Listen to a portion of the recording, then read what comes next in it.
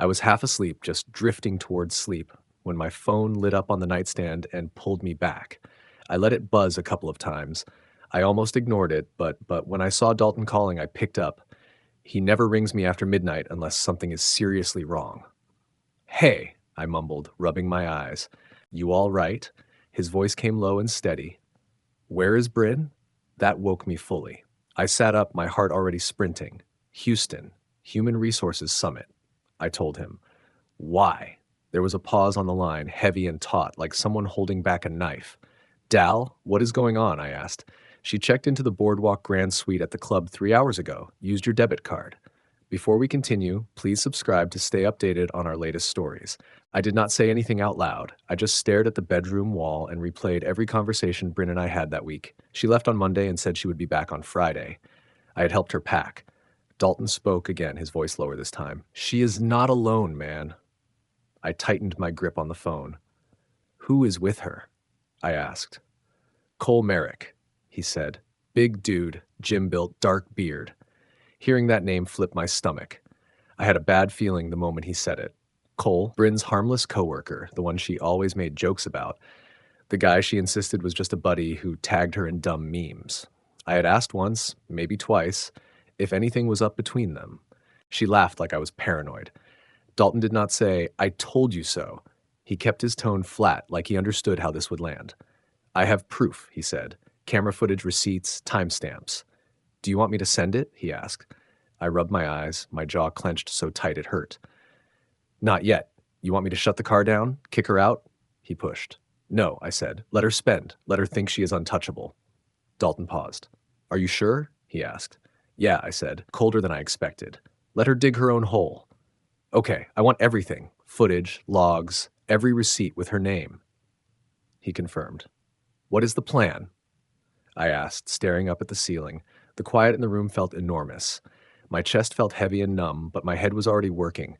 "We are not confronting her," he said. "We are ending her." He made a low whistle over the phone. "All right, I will keep her comfortable. Make it count." I nodded to myself, even though he could not see me. "Upgrade the suite," he told me. "Excuse me," I said. "You heard me. Let her live it up." "The same room we stayed in for our anniversary last year, right?" I asked. Yep, the same one," he said. "Perfect," I said. "Give her the royal treatment one last time." I hung up and sat in the dark. There were no tears, no screaming, just an empty, steady quiet. But something inside me switched. This was not going to be a fight. It was going to be a funeral. I stayed frozen there for a long time. I sat on the couch, elbows on my knees, phone in my hand. The room was dead quiet. No television, no music. Just the fridge humming down the hall and the air conditioner kicking on now and then. Every shadow felt like an accusation. The couch still smelled faintly of her hair stuff, lavender and that sickly sweet fake perfume. Her throw blanket, the one she always wrapped around herself, was balled up beside me. I did not touch it. Then my phone buzzed again. One message, then another, then a flood. Dalton was not messing around with his proof. These were not grainy screenshots or blurry zoom-ins from some corner camera. They were crystal clear, high-resolution images. Bryn in a swim cover-up, a drink in one hand, her other hand looped around Cole's wrist, laughing like she had not been lying to me for months. The next frame showed her head on his shoulder, both of them spread out like a couple on vacation, then the one that landed like a punch. Her kissing him at the suite door, the same suite we had stayed in for our anniversary. The same balcony view, the same black iron railing she had leaned on when we toasted 2 years ago. I stared until the screen went dark from the backlight timing out. I did not blink or move. My hands felt like dead weight. My chest was hollowness. It was not fury, at least not yet. It was the kind of silence that sinks into your bones and will not leave. Dalton texted again. "Want me to shut the card down? Cut the weekend short?" he asked. I did not think about it. I typed back fast, "No. Let her spend. Let her think she has it made. Let her dig her own grave with every receipt." I leaned back, stretched my neck until it cracked, and tapped out another message to Dalton. "Send me everything. I want receipts, room service slips, timestamps, security footage, whatever you can get your hands on." I wanted a stack so thick she would not be able to talk her way around it. Dalton did not bother asking why. His reply came quick. "Already pulling it together." He added it might take a few hours. I fired off one more line, upgrade their suite. Go all out. His answer came after a pause. You serious? I figured you would want her crawling. Not yet, I typed back. Roll out the red carpet. Let her think she is living like a queen. I want her convinced she is at the top of the mountain right before the ground gives way. Dalton came back with a single word. Done. I set the phone aside and got to my feet. I wandered into the kitchen, opened the fridge just to keep busy. I was not hungry, but I grabbed a beer anyway, twisting the cap off against my shirt. My hands shook, not from grief, but from raw tension, from knowing exactly what she was up to 3 states away while she thought I was snoring in our bed, clueless. I carried the bottle back to the couch, sat down, and knocked back half of it in one swallow. My heart had steadied by then, not calm, focused, and it was not just about Bryn stepping out on me. That was the spark.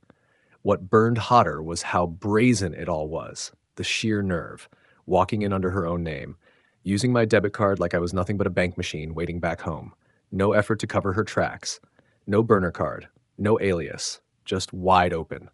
Laughing, touching, kissing a guy I already could not stand. That smug clown she once joked looked like Chris Hemsworth if he worked in insurance. She said it like it was harmless. Turns out the joke landed on me. Dalton's photos started rolling in batches, each one stamped with the exact second. Cole sliding the room key across the counter. Bryn snapping a selfie in the elevator mirror, champagne bottle in hand. Another one. Her phone in her grip, clearly mid-text. Could have been me on the receiving end. I will never know. Probably typing out, I miss you, while she was getting ready to crawl into bed with him. I did not erase a single shot. I tucked them all into a folder on my desktop I labeled inventory. Cold, precise, organized. Just how I felt inside. I never shut my eyes that night. I sat in that living room while the city outside went on breathing, unaware. She had made her choices. I was drafting the plan for how she would have to live with them. The sun had not even cleared the neighbor's fence when I picked up my phone and called the bank. I was perched at the kitchen counter, a half cup of reheated coffee beside me. Screenshots from the night before still glowing on my laptop. The woman on the line asked why I wanted the account frozen. I told her the card had been used without my permission, which was the truth. She explained I would need to file a fraud claim. I will, I said. Just freeze it for now. No more charges. She confirmed, it is disabled, effective immediately. I hung up, took my coffee, and headed back to the couch. A few minutes later, Dalton's text came through. She just tried ordering poolside drinks, declined. She is acting confused, brushing it off like nothing. Cole is uncomfortable, with I smiled. The tension in my shoulders eased just a little. That was the first crack. I did not answer him. I let it simmer. 2 more hours ticked by. I never left the couch. Just watched the clock move and scrolled through photos I never should have had to see. Then, Dalton pinged me again. She is at the front desk, causing a scene. Managers are stepping in. She is demanding answers about why her card is dead. Cole is hanging back like she is a stranger. I leaned forward, elbows on my knees, watching the typing dots flicker. She is claiming it is a glitch, asking for the suite to be comped as an apology. I gave no reply. I was waiting for the part I knew would hit. And right on schedule, 15 minutes later, my phone lit up with her name. I let it ring halfway before I picked up.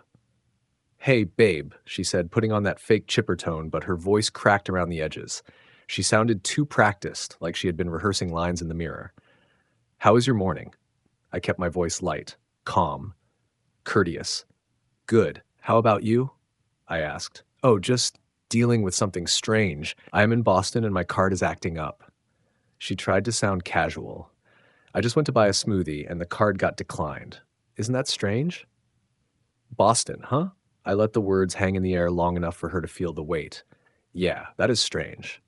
She pushed forward like nothing was wrong. I called the bank earlier but couldn't get through. Thought maybe you saw something unusual and froze it. I took a slow sip of my coffee. Nope. I just reported it stolen. She hesitated. I could hear the panic creep into her next words. Stolen? Yeah, I said, keeping my voice easy. Somebody used it about 3 hours from Houston to check into a suite in Atlantic City. But you said you were in Boston, didn't you? Silence. Then, what are you talking about? You checked into Boardwalk Grand last night, I told her. Suite 24C, same room we celebrated our anniversary in. Her voice cracked. Dalton? Yeah, I said. Dalton was there, says hi, mentioned you looked pretty, comfortable. I heard her take a long breath, like she was trying to keep from screaming. I can explain. I smiled, walked over to the window, and looked out. I am sure you can, just not to me. Look, I don't know what you think you saw, but it is not what I think I saw, I cut her off. It is what I have in ultra high resolution from a dozen different cameras. You are not clever. You are lazy. Another stretch of silence. Then she dropped the act. You froze the funds? Yep. You and Cole better shake out your bags for spare change. Maybe he has a savings account, but I doubt it. He looks like he lives off protein powder and cheap vodka. You are being cruel, she snapped. No, I told her calmly. I am being exact. Then I ended the call. The second the line went dead, I set the phone on the counter and just stood there. I did not feel like I had won. Not yet. But I felt clean, like I had finally stepped out of a swamp and filled my lungs with fresh air. I spent the rest of that afternoon sorting the evidence. I organized the folder, labeled every screenshot, matched them to timestamps, and lined the receipts up in order. Dalton kept feeding me updates like clockwork. Around 7:30 that evening, he sent his last message. She is sitting outside by the valet. Then came a photo. Bryn on a bench, arms folded tight over her chest, no makeup, no smile, hair yanked back in a messy bun. The hotel lights made her skin look washed out. Her eyes were empty. Suitcase at her feet, half-zipped. Cole was nowhere. I stared at that picture for a long time. She looked like somebody who just found out the flight wasn't delayed. It was gone. The gate locked behind her. I didn't respond. Didn't need to. I already knew the ending. She'd gambled everything on a weekend lie, and the house won. By sunrise, my phone buzzed again. Dalton giving me the play-by-play. She is unraveling, yelling at staff, demanding Compete loyalty perks, swears she is Diamond Elite. I read it half asleep, still lying on the couch. I had not gone to bed. Just dozed in snatches, waking every hour like my mind refused to let go until the job was done. I texted back, Cole still around? Dalton replied, Nope, ghosted. Took his gym bag and left before dawn. Didn't even say goodbye. I sat up and let that sink in. She traded a steady life for a guy who ditched her before breakfast. Could not have scripted it better. I got up, poured another cup of coffee. Black this time, no cream, no sugar, and sat at the kitchen counter. Time for phase 2. First move, lock her out of everything. I opened the joint banking app, yanked her access, changed the passwords, added 2-factor authentication, and ran it all through my number. Next stop was the business account tied to our home, remodeling Hustle. Killed her login there, too. Froze every admin role except mine. Then I hit the credit card portal, shut the card down, blocked the auto pays, wiped the travel rewards. I stared at her name under authorized users for a second, then clicked remove. After that, I called the cell provider, gave them my identification, and shut off her line. Done in under 5 minutes. No warning, no backup number. Let her borrow a stranger's phone if she needed to cry. I leaned back, cracked my knuckles, and made the call that sealed it all. My lawyer, Miles Pruitt, answered on the second ring. Morning, man. Everything all right? Ready to file for separation, I told him. On grounds of adultery. And yes, you will have evidence. There was a pause on the line. That is quick, Miles said. Yeah, I answered. She made it easy. Miles did not press for details. He just said, email me what you have. I will start the paperwork. So I did. I sent the whole folder. Every photo, every receipt, every card charge, the hotel logs with timestamps. Looking at it all bundled together, it read more like a fraud investigation than the wreckage of a marriage. By late morning, my hands had stopped shaking. I was not numb. I was sharp, clear, done pretending there was anything here to fix. That was when I turned to the public side of things. Bryn had always painted us online like we were some storybook couple. Big smiles, vacation snapshots, those motivational captions about grinding together, rising together. Now those posts felt like poison, her flaunting a fantasy while sneaking off to her side trips with Cole. I opened up Facebook, scrolled back 3 months, and found one of her posts, a picture of us at a Napa Valley wine tour. Her caption had read, 2 hearts, 1 hustle. Built, not bought. I remembered standing next to her for the 10th retake, her forcing a smile while my mind was on invoices and how we were going to pay for the new HVAC unit. Beneath that post, I typed a single line, Hope Cole enjoyed AC. Receipts incoming. No hashtags, no rage, just truth. 5 minutes later, a notification popped up. Bryn replied to your comment. By the time I clicked, her whole profile was gone, deleted, vanished. Dalton texted right after. She is losing it. Think she saw your post. She is pacing the lobby like a maniac. I wrote back, you still got it saved? His answer was instant. Every word. Screenshots and backups. Even screen recorded her profile before it vanished. You know I am thorough. I actually laughed. The first real laugh in days. Dalton had always been solid, but now he was operating like a surgeon. I logged out of Facebook and leaned back, staring at the wall while the air vent hummed above me. I felt no guilt. No mercy. What I felt was control. She had been reckless. I had been patient. Now, the trap was sprung, and she finally knew it. I grabbed my keys and went for a drive. Not far, just up to the ridge behind the neighborhood, where the valley stretched out for miles.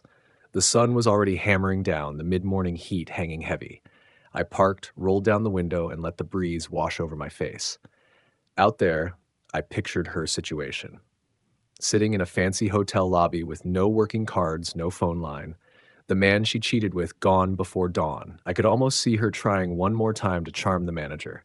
Lipstick smeared, voice cracking, tripping over her own lies. But nothing would work, because every exit she thought she had, I had already locked tight. I drove home from the ridge and sat back down at the computer. Her company email was still saved in my autofill. She had used the desktop a few times when her laptop felt distracting.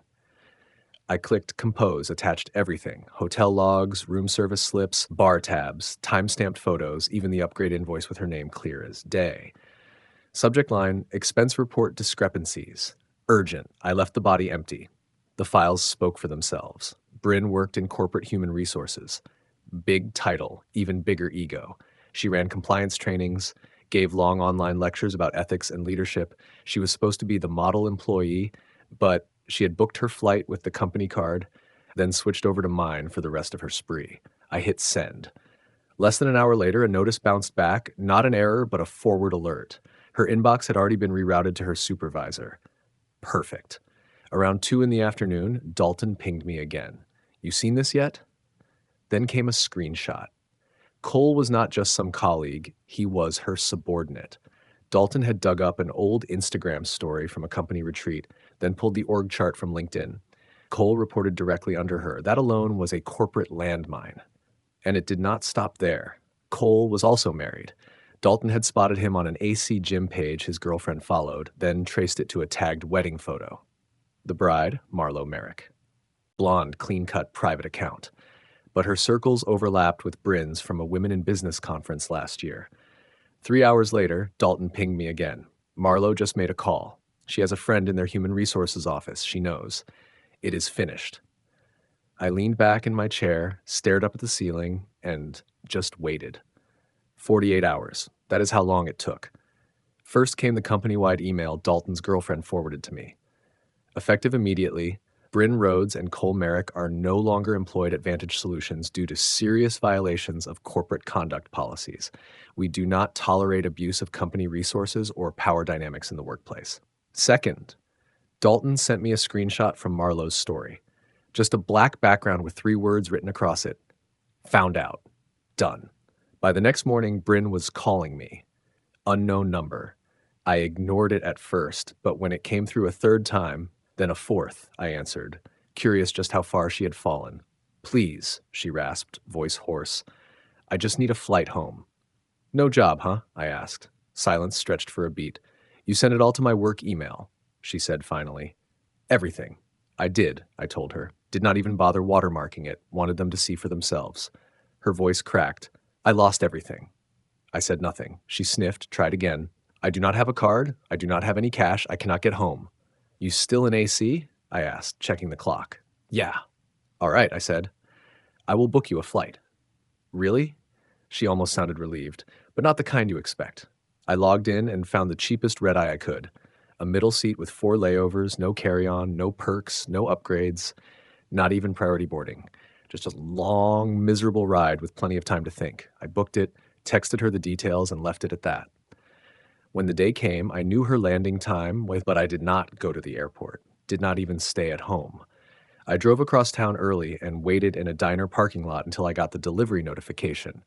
I had left an envelope taped to the door, not a house key, but a key to a storage unit 20 minutes outside of town. Inside sat everything she owned. I had changed every lock the week before, the doors, the garage, even the mailbox code.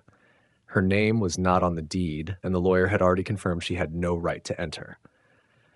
The note taped to the door read, "Everything you own is in storage unit 129. Combo is our old alarm code. Goodbye. Nothing else, no signature, no plea, just instructions, cold and clean." Dalton texted soon after. "She is outside your door, just staring at the note. No bags except her purse and a beat-up roller case. Looks like she cried the whole flight. I told him to keep her moving, make sure she understood it was over. He did. She called an Uber to the storage facility. I know, because I got the motion alert from the security camera inside. She punched in the old alarm code, the one she used to joke was too simple to guess, and walked through the door. The lights flicked on. She stopped dead in front of the stacked boxes. Everything labeled, her clothes, her shoes, bathroom stuff, jewelry box. I had even folded her wedding dress neatly into a plastic bin. All of it was there, but she had nowhere to take it. She stood staring like she was looking into her own grave. I was not watching to feel pity. I just wanted proof she finally understood. The log said she stayed in that unit nearly an hour. She did not move a single box, just stood frozen, maybe hoping one would open and tell her it was all a bad dream. Nothing did. The next morning, I called my cousin Fletcher. He runs a pawn shop outside Mesa. I brought him the ring. Platinum band, custom cut stone. I had overpaid back then because she deserved something timeless. Fletcher did not ask questions. He checked the diamond, slid cash across the counter, and wrote a receipt. On my way back, I stopped behind a strip mall and walked into a Veterans Outreach Center, handed them the envelope with the full amount, told them to mark the donation under her name. Not mine. I did not do it to look noble. I did it because I wanted every trace of her to mean something to someone else. At least that ring could help people who never lied while wearing it.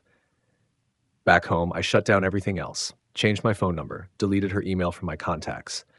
I took down our wedding photo and tossed it in a box marked trash. Quiet, methodical, like scraping mold off drywall. She started couch surfing almost immediately. Word spread fast. Atlantic City scandals have a way of leaking into every corner. The same friends who used to crowd our backyard barbecues split clean in half. Most folks started keeping their distance. Not because I told them to, but because no one wants to stand too close to a woman who torches her marriage and her career in the same week. Word trickled back through a couple of mutual friends. She had been crashing on Tessa Crane's pull-out couch, then bouncing to some coworkers' cramped studio over in Prescott. She never stayed anywhere long, a few nights here, a few nights there. Once the begging calls started, people stopped offering her real beds. That is when she tried to circle back to me through side doors. First stop was my sister. Bryn called her late one night, crying, swearing up and down that she was sorry, saying she never thought things would spiral this far. My sister did not entertain it. She let Bryn ramble, then hung up and called me right after. We sat down for dinner the next day. She slid her phone across the table and hit play on the voicemail. Bryn's voice came through, shaky and broken. I know I made a mistake. Bryn's voice cracked through the speaker, that practiced softness she always put on when she wanted something. But please, can you just ask him to call me? I do not know what else to do. Then the coworkers started popping up. 2 of them texted me in the same week saying Bryn had wandered into their offices under the pretense of dropping something off, but really just fishing for pity. Both times she tried to slip in a line about how I was doing, then drifted out without much else. One guy told her flat out, "You made your bed." When that angle dried up, she showed up at my barber's shop, sat in the waiting area until he finally asked what she wanted. She asked him to give me a note. He tossed it in the trash as soon as she walked out. After that, the voicemails started flooding my business line. Different numbers every time. Prepaid cells, blocked caller IDs, even a landline from some church lobby, judging by the echo and kids in the background. Every message had the same script. I am sorry. I miss you. I just need 5 minutes. I do not know who I am without you. I saved them all, labeled them by date, never listened to them twice. It was not about nostalgia. It was about keeping proof, proof that even after everything, she never stopped performing, even when the audience had already walked out. I never answered. Not once. I was not stepping into her play.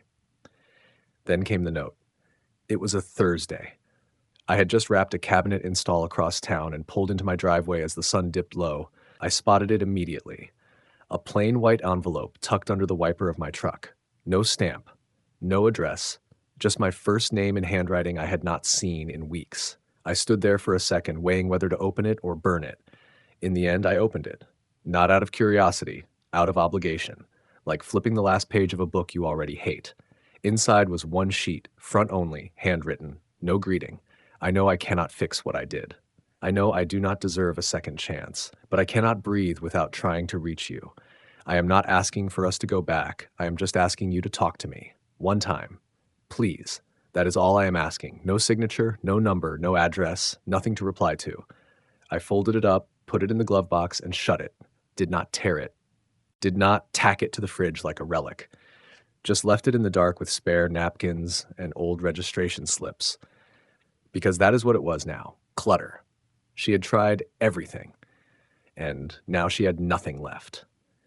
The letter sat there for 3 days before I responded, not because I doubted myself, those doubts were long gone, but because I wanted her to feel the weight of silence. When I finally texted, I gave her only a time and a place, no pleasantries. Just the address of a diner on the edge of town and one word, tomorrow. Neutral ground. Far from our house. No history in the walls, just cracked vinyl booths, weak coffee, and a waitress who minded her own business. I got there 10 minutes early, slid into a corner booth where I could see the parking lot. The folder was already on the table. Inside it, the final divorce papers.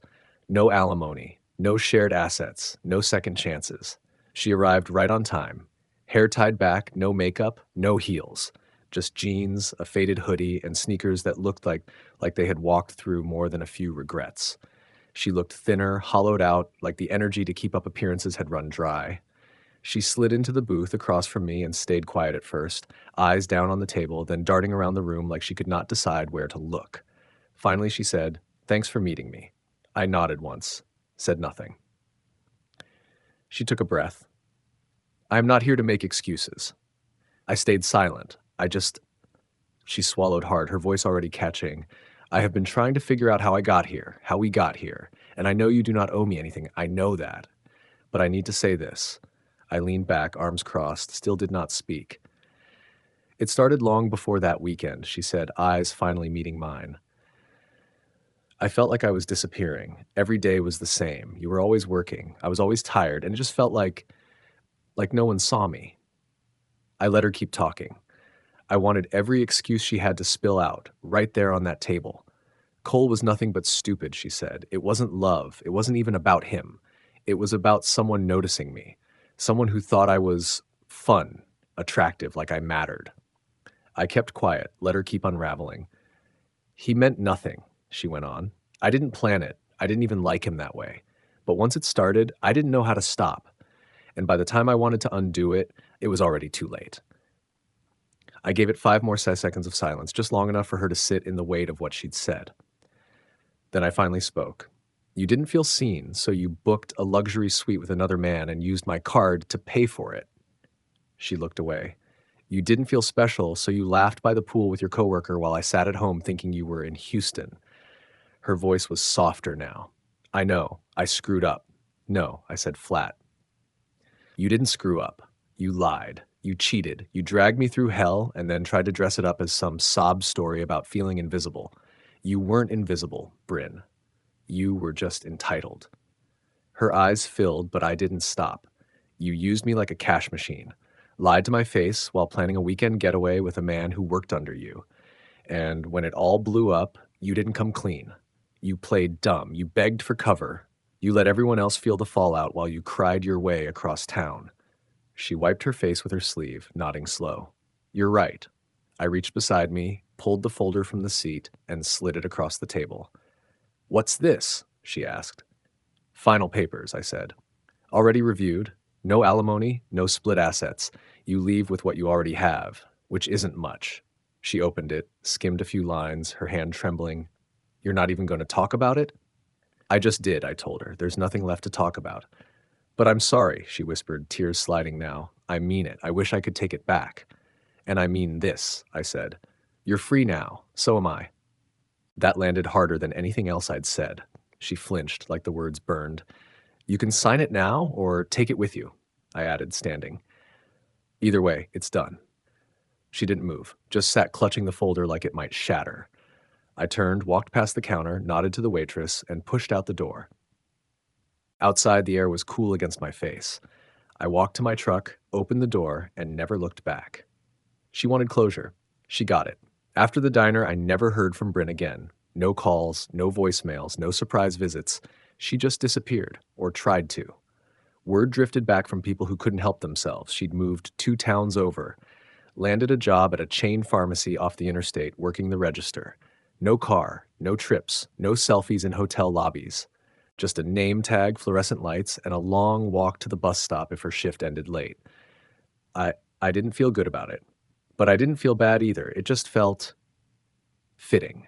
Mutual friends, the ones who never took sides but still saw everything, said she told people, I used to have it all, like her past was some stolen dream, not the mess she burned down for a weekend fling with a guy who couldn't even cover her breakfast bill. Meanwhile, I rebuilt. Picked up a used GMC Sierra, bit of rust on the sides, but solid under the hood, hauled scrap wood, cleared the garage, turned it back into a workshop like it used to be before life got complicated, started making things again. Chairs, frames, simple work, honest work. A buddy from the job invited me to poker night, weekly, low stakes, just cards and beer, a room full of men who didn't care about my history. I went that first Friday, and I never stopped. It was quiet. It was regular. Nothing fancy, just a handful of guys, cards on the table, a couple of beers, and laughter that filled in the spaces where silence used to weigh me down. This silence was different, light, easy. Every now and then, Bryn's name would pop up, always quick, tossed out like background noise. Saw her working the register at CVS, or think she's with some guy who used to bartend at Redstone Bar. Nothing that ever stuck. Trust runs thin when your story's been passed around more times than the bottle at last call. 6 months after that diner meeting, an email landed in my inbox. Subject line, from Marlo. At first, I didn't even place the name. Then it clicked, Cole's ex-wife. The message was short. Hey, just wanted to say thank you. I never would have known if you hadn't done what you did. My life's better now. I hope yours is too. That was it. I didn't write back, not because I didn't value it, but because some words don't need replies. They just need to settle in. I sat there with it for a minute, then archived the email and went back to sanding down a cedar plank for a custom bench I was working on. Sawdust drifted over the laptop screen like snow, and I didn't bother brushing it away. People say revenge is fire, hot, fast, wild, but that's not what I needed. What I needed was distance, quiet, control. Not a blow-up scene, not another screaming match, not some dramatic ending filled with tears and apologies, just the slow, steady work of building something solid again. One night, standing in that workshop with sawdust hanging in the air, I realized I finally felt alone. Not abandoned, not betrayed, just alone, in the best way. And maybe someday, if the right woman steps into my path, I'll try again. No fairy tales, no blind faith, just honesty. Work, eyes open. To hear the next story, click the box on the left, and as always, thank you for watching.